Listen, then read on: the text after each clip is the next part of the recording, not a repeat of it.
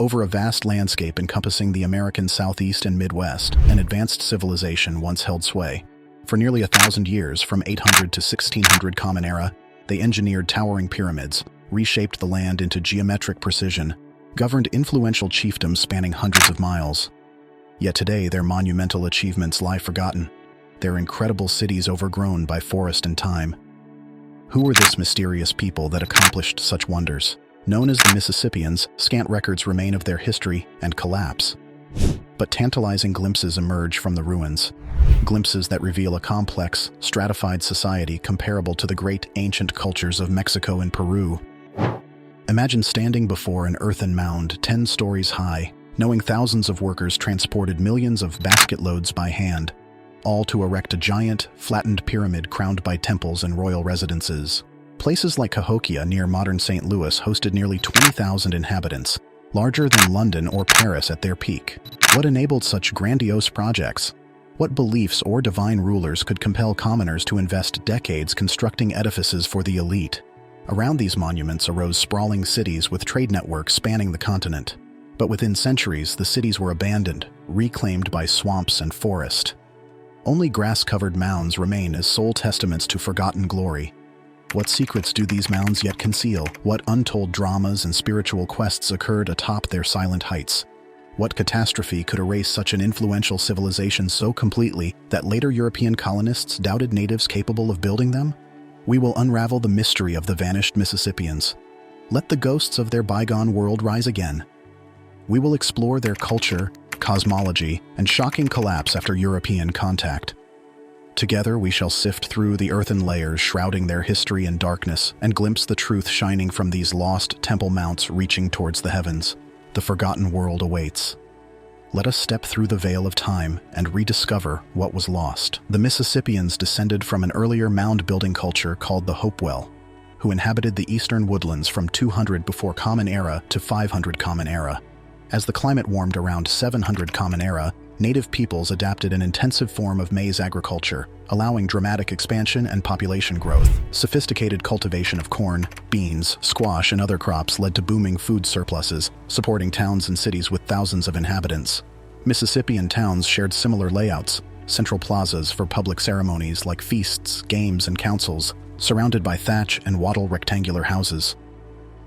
Size depended on location and hierarchy, ranging from isolated farmsteads to regional capitals influencing societies hundreds of miles away. Their largest settlement, Cahokia, near modern St. Louis, peaked after 1000 Common Era, housing an estimated 10,000 to 20,000 people. At the heart of major Mississippian centers soared immense flat-topped pyramidal mounds up to 100 feet tall and covering over 10 acres. Commoners resided in villages, while ruling elites and priests lived atop the mounds in multi-roomed wall trench structures partly sunk into the earth, with clay-plastered walls and roofs of wood, bark, or thatch. Mound interiors housed ceremonial spaces, elite burials, and stored surplus grains or trade goods. Some sites revealed remnants of defensive palisades, suggesting warfare between polities vying for regional dominance. Mississippian society displayed strong stratification, with hereditary chieftains, nobles, and priests wielding authority through political and religious means. Common people farmed, hunted, foraged, and produced crafts and trade goods for local and long-distance exchange. Though elites enjoyed better health and living standards, archaeology reveals no glaring differences in lifespan, stature, rates of infection, and nutrition deficits between classes. Experts believe the Mississippians practiced an ancestral form of the later southeastern ceremonial complex religion, involving sun worship, ritual bloodletting, sacred fires, purification ceremony, and burial practices to ensure the soul's passage into the afterlife. Elaborate iconography and exotic grave goods have been interpreted as depicting underworld journey, presented in the form of mythical monsters, spirit animals, gods of vegetation, fertility, and destruction. Religion secured elite power by reifying hierarchy, justifying tribute and sacrifice, defining cosmological order. Agricultural cycles were ritualized by elaborate calendar systems which integrated solar and lunar cycles. Mississippian artisans produced exquisite pottery, clothing, jewelry, and religious paraphernalia. Daily life emphasized community identity. Settlements shared common storehouses, guardian figures, clay and gravel-covered plazas kept clean for public rituals. Games like Chunky strengthened bonds through competition and entertainment. Chunky involved rolling disc-shaped stones across plazas and throwing spears to land closest. Bowl-shaped pottery and engraved tablets display cosmological imagery, rituals, gameplay, and recount myths of great deeds. The Mississippians achieved impressive agricultural productivity through ecologically sound farming strategies nurtured over generations. Botanical evidence reveals diverse crops: corn, beans, squash, sunflower, goosefoot, knotweed, maygrass, sumpweed, and erect knotweed. Hickory and acorn nutshell fragments confirm gathering of wild nuts to supplement cultivated plants. Isotopic analysis of human remains indicates heavy maize consumption, mixed with lean meats like deer, turkey, raccoon, bear, and fish. Settlement placement capitalized on fertile bottomlands and key transportation nodes along major rivers. Farmers employed crop rotation, slash-and-burn clearing, integrated wild and domesticate species. Soil amendments of burning, bone meal application, and spreading night soil. Canoe networks moved bulk goods. Inland routes ran for hundreds of miles along strategically cleared trails. Surplus supported craft specialization and long-range trade.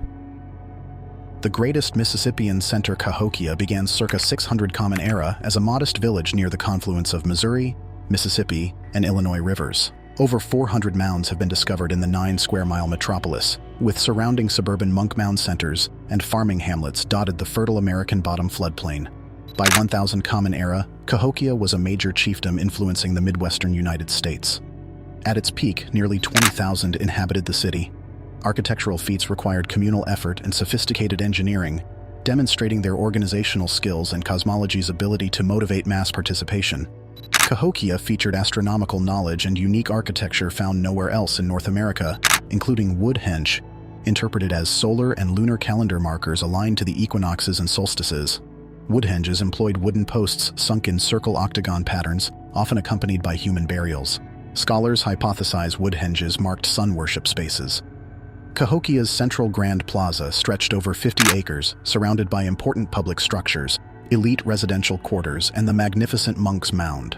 4 terraced rectangular stages, Monk's Mound towered over 100 feet with a base larger than the Great Pyramids, totaling nearly 100 million cubic feet of basket-transported soil. Building phases correspond to periods of intense construction, serving as elevated foundations for special-purpose structures occupied by rulers and priests.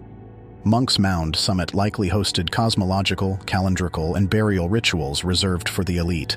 Mound 72 burials contained retinues of servants sacrificed during funeral proceedings.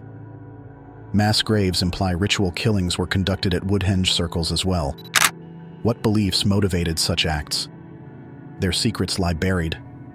Multiple factors likely contributed to Cahokia's abandonment around 1300 Common Era and Mississippian disappearance after European contact.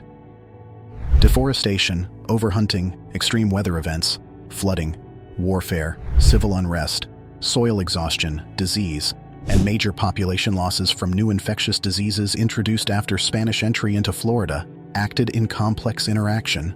The sheer scale of Cahokia, with its demands for construction materials and food surpluses, contained the seeds of collapse once stability was disrupted. Crowded urban living, monoculture diets, and inadequate sanitation infrastructure elevated epidemiological risk. Within decades, Mississippians' demographic core suffered catastrophic losses, quickly spiraling settlements towards abandonment once certain tipping points were reached. Yet Mississippian accomplishments were immense, pioneering many advances claimed by later civilizations: crop rotation systems, hydraulic engineering works, astronomical observatories, ceramics, specialized craft goods, artistic and architectural breakthroughs. At their peak, they achieved relative peace, prosperity, innovation in craft and thought for over 300 years. Much knowledge was lost, but their legacy continued through oral histories, agricultural practices, and technology retained by ancestral tribes encountered by European colonists centuries later. Echoes of their genius persist in major crops they first cultivated and words they introduced: chocolate, maize, canoe, moccasin, and more. Though the Mississippians crafted awe-inspiring monuments and their priest kings united thousands, they were still people like us, laughing and loving under the same sun, finding meaning and beauty amidst hopes and fears that touch us all. Perhaps there is no mystery to their collapse when we realize all things change and fade in their turn. But by celebrating the flame carried and passed from their world to ours, they inspire us still.